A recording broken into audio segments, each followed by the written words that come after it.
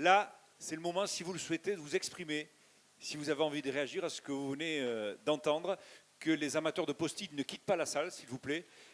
On en a besoin aussi pour avancer. Est-ce que vous avez des questions particulières à adresser soit à Romain, soit à Alice sur les thèmes qui ont été évoqués? On peut quand même le reconnaître que ça a été vite. D'abord, une précision, on me demandait de préciser ce qu'était la loi. C'était quoi un espace euclidien, monsieur Lajarge? C'est quoi un espace euclidien? Ah, au secours. Allez-y avec celui-ci. Ben, c'est celui du puzzle. Celui qu'on peut découper, qui a 2 dimensions. Celui qu'on apprend à l'école pour faire des mathématiques. Mais la société, elle fonctionne en 3 dimensions. Donc ça veut dire que quand on découpe la société en 2 dimensions, ben on en loupe une, tout simplement. Donc on a pensé la décentralisation en 2D. Et maintenant, il est temps de passer en 3D. En 3D. Bon, comprenne qui veut. Moi, je ne suis pas très fort sur ces questions de 3D, tout ça. Il y a une question là-bas au fond. Je vous demande de vous lever, s'il vous plaît, parce que c'est un événement qui est capté. Voilà, merci beaucoup de nous dire qui vous êtes. Et puis surtout des questions. Merci, des questions. Allez-y. Bonsoir. Allô? Oui. Donc, je suis Keret Chepar. Et j'avais une question pour madame. Votre point de vue sur les mandats impératifs, parce que le PCI a été acté grâce au vote des conseillers municipaux qui, en 2014, n'ont pas été choisis pour se prononcer sur une réforme territoriale. Donc, voilà. Qu'est-ce que vous pensez du mandat impératif? Est-ce qu'ils étaient amenés à demander l'avis au niveau des communes à leurs citoyens sur est-ce qu'on s'engage sur le PCI et tous ensemble? Alice Mazot. Je crois que ce n'est pas tellement une question de mandat impératif. Mandat impératif, ça sous-entendrait que lorsqu'on procède à l'élection de nos élus, on détermine dès le départ sur quelles questions strictement ils pourront se prononcer et dans quel sens ils pourront se prononcer. Alors, le problème de ce mandat impératif, c'est que ça ne permet pas d'appréhender des enjeux qui vont apparaître dans la durée.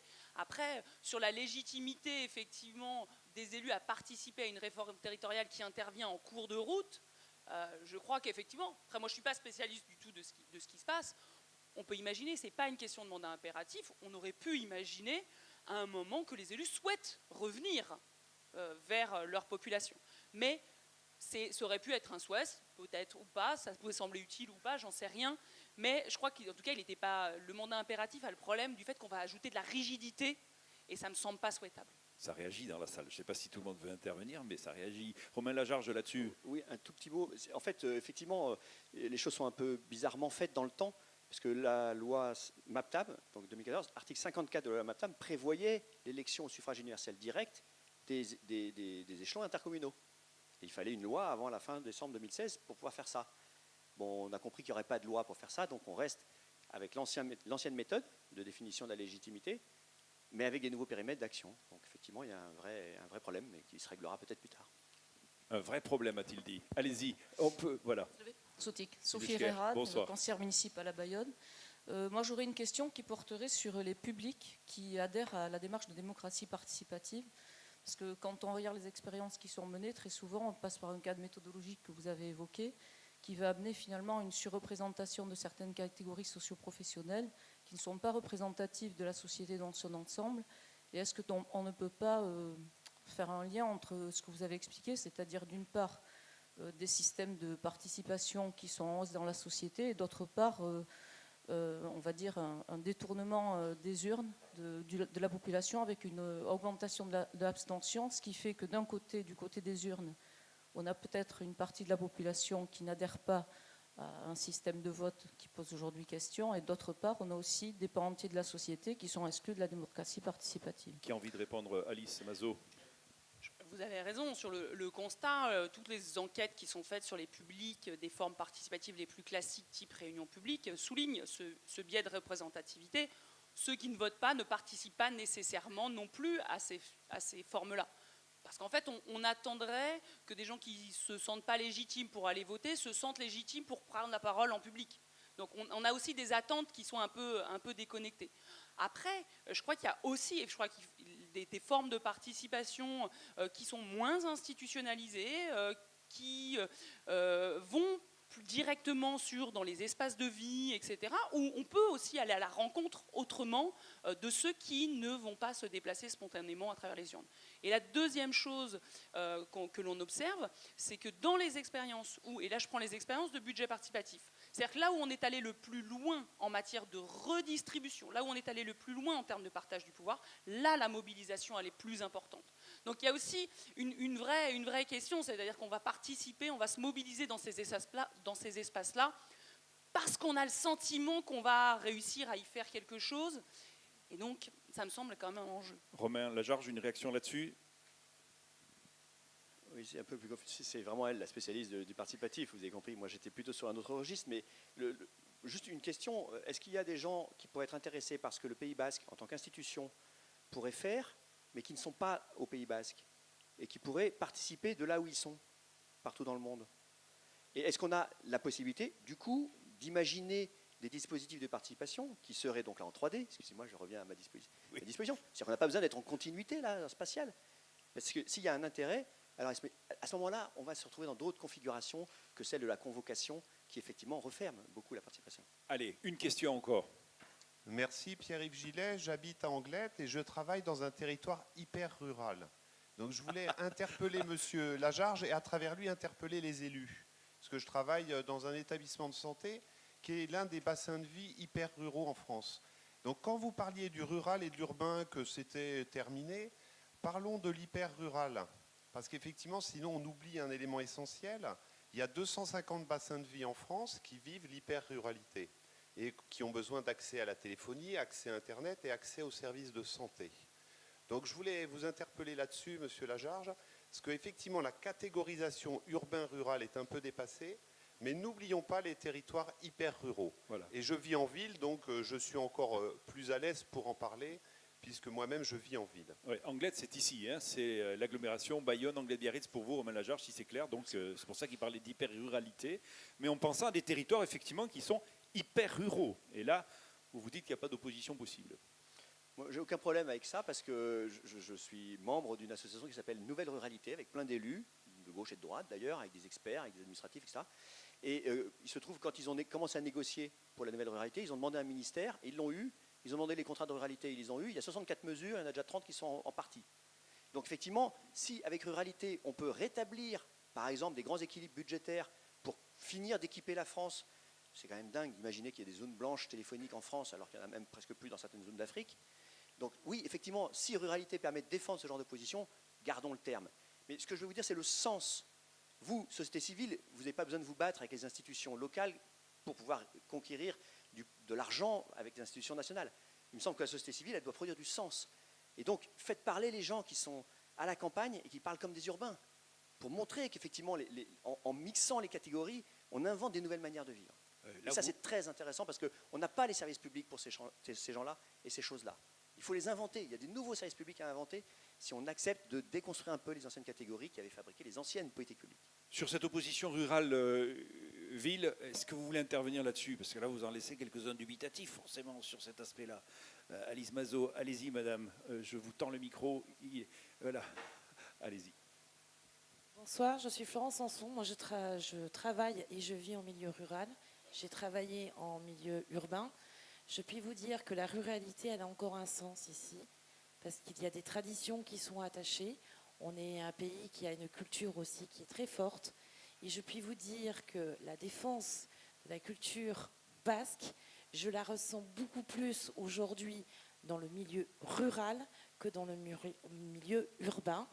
Et cette ruralité aussi, je la sens en souffrance, parce que ce sont des secteurs où les bassins d'emploi sont peu développés et à aujourd'hui, notre intérieur du Pays Basque a besoin que l'on développe de plus en plus l'emploi pour qu'il y ait moins de monde qui vient sur la côte travailler. Si ça amène une réponse, parce que c'était plus une réflexion, Alice Mazot, non, pas de réaction. Une question au fond, allez-y, prenez la parole et après on enchaîne avec la suite de ce forum. Oui, ce n'est pas tellement une question. Tout de même un peu. Allez, Peyo Durruti, donc acteur de la vie associative et citoyenne, je l'espère. Ma question, c'est en fait, si on n'a pas tendance à réinventer l'eau chaude. Je pense que, pour l'avoir déjà dit, la vie associative, la loi 1901, vous voyez que ça date quand même. On ne va pas refaire l'histoire des associations. Permet justement Allez. Une participation citoyenne. Je dis participation citoyenne et non pas participation dans la société civile. Parce que dans civil, il y a la civilité, qui est parfois le contraire de la citoyenneté. Et moi, je voudrais intervenir sur l'intérêt de cette vie associative, sur l'importance de cette loi, qui est la nôtre, au-delà de la loi nôtre, qui n'est peut-être pas tellement nôtre. Cette loi 1901 qui a permis au Pays Basque, et ailleurs certainement, des multitudes de belles choses. Depuis 40 ans au Pays Basque, tout ce qui a été fait, réalisé, a été fait par la vie associative. Donc, je souhaiterais que à l'avenir, même si on n'avait pas le PCI, même si on n'avait pas le Conseil de développement, cette vie associative a su créer, sortir de terre, des écoles, des banques. Et vous avez des craintes par rapport à ça, par rapport à ces associations? C'est ça qu'il faut comprendre. Je pense que vous l'avez très bien signalé, je pense que l'institutionnalisation, parfois, peut aller à l'encontre même de la participation active des citoyens. Et cette loi, il faut la défendre. Et je veux parler ici, c'est un petit scoop, à l'intérieur du Pays Basque, actuellement, il y a une association qui se crée, qui veut être un lieu de rencontre, un lieu d'information et d'interpellation, pour que chacun fasse son boulot. Les élus doivent faire leur boulot. Ils peuvent s'appuyer sur la vie associative. Ils peuvent l'animer, ils peuvent l'aider, sans forcément la contrecarrer. La vie associative n'est pas forcément un contre-pouvoir. Un contre-pouvoir systématique est peut-être négatif. Mais un contre-pouvoir, on va en parler d'ailleurs. Un contre-pouvoir, c'est aussi la base de la démocratie. Mais vous... ce n'est pas non plus une courroie de transmission. Allez, est-ce que vous voulez réagir sur cette question des associations? Voilà. Il y a quelque chose à dire particulièrement pour les associations? Est-ce que c'était une expression de la société des citoyens? Il est clair que l'organisation associative, elle est au socle de toute forme de participation. Après, je crois qu'il y a deux choses qu'il faut juste deux remarques. La première, vous l'avez dit, il y a eu des difficultés, et notamment sur des problèmes de financement des associations qui ont conduit des associations à être des relais, des courroies de transmission. Et effectivement, là, elle ne joue plus son rôle, et ce n'est pas pour rien que si on regarde dans les débats aujourd'hui, les débats portent sur justement des fonds qui permettent aux associations d'être autofinancées ou d'être financées par des fonds qui ne soient pas ceux des collectivités avec lesquelles ils sont en relation. Le terme de contre-pouvoir, il ne s'agit pas qu'il s'agit de taper en permanence sur les élus. Être un contre-pouvoir, c'est avoir une autorité, une légitimité propre que l'on va opposer pour finalement contrebalancer des manières de penser. Ça, c'est la première chose. La deuxième chose, l'organisation associative, elle est un élément important, mais elle n'épuise pas les formes de participation citoyenne. Il y a aussi des formes de participation plus individualisées qu'il s'agit aussi d'organiser sous des formes un peu différentes. Je crois que les deux ne sont pas du tout exclusifs. Et ça, si je peux vous faire préciser, vous dites bien, vous, la société civile n'est pas un contre-pouvoir. Ça, c'est quelque chose. La société civile, ça n'existe pas.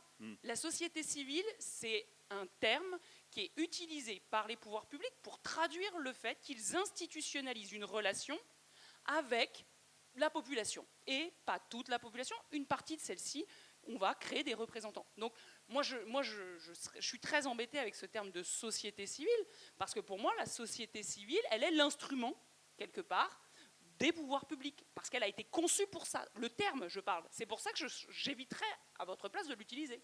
On a dit une dernière question. Alors, si vous... une dernière question, sinon on va passer beaucoup de temps là-dessus. Allez, Askena, pardon, la dernière, s'il vous plaît. Non? Bon, si, ici, il y avait une question. Allez, vous avez de la chance puisqu'on a cédé la parole et que je voulais aller plus vite. Allez-y. Merci. Je m'appelle Guy Aubertin et je suis pas mal impliqué dans diverses associations du pays.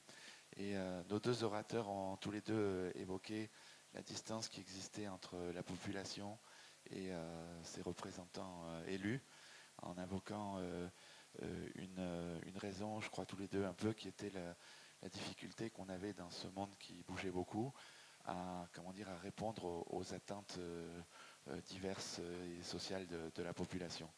Et je crois qu'il n'a pas été dit, mais c'est là-dessus que je voudrais interroger nos orateurs, on a aussi une grande attente d'exemplarité de nos élus.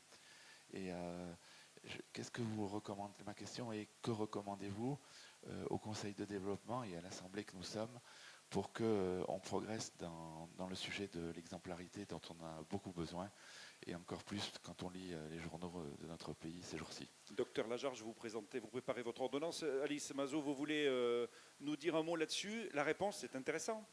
C'est très intéressant. C'est difficile? Allez-y, Romain Lajarge. Allez-y, Romain Lajarge. Vous avez presque réussi à les caler. Ouais, c'est compliqué votre question, mais en même temps, on est là.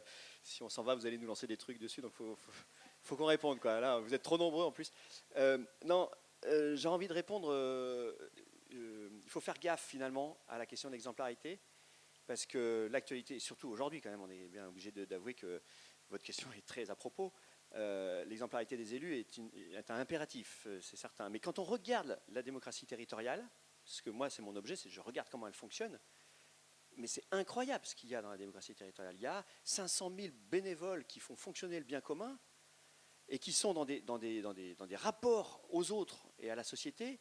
Moi je trouve qu'il faudrait fabriquer des statuts pour tous ces adjoints, ces conseillers municipaux de l'ombre, et qui produisent beaucoup de sens, notamment dans tous les accompagnements. Voilà. Donc ça ne veut pas dire que les grands élus sont moins exemplaires que eux, mais les grands élus territoriaux, ceux qui portent finalement le pouvoir en leur nom, sont de cette trempe. Moi, je n'ai rencontré que des gens, sincèrement, je passe mon temps à rencontrer des élus locaux, je n'ai rencontré que des gens exceptionnels. Et c'est pas, là encore une fois, pour les flatter.